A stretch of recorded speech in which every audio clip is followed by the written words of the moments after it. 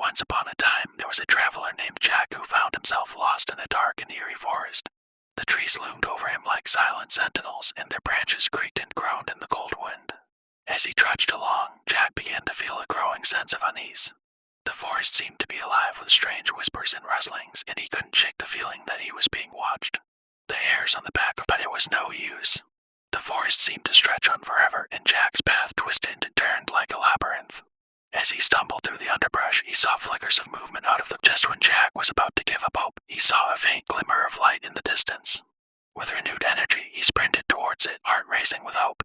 But as he drew closer, the light flickered, and as he stood there, gasping for breath and trying to calm his racing heart, Jack felt a cold hand close around his ankle.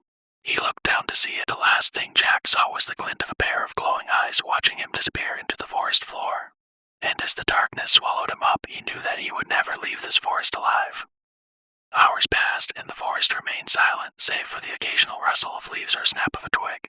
The night grew colder, and a dense fog rolled in, obscuring everything. As the night wore on, the sound of whispers began to fill the air once again, this time growing louder and more insistent. It was as though the forest was speaking to itself, communicating in a language that Jack could. Suddenly, a figure materialized out of the mist, its features indistinct and shadowy. It moved closer to Jack, and he could see that it was a woman, dressed in tattered robes and holding a lantern. "Who are you?"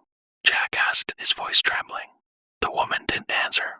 Instead, she beckoned him to follow her, her lantern casting an eerie glow on the trees around them.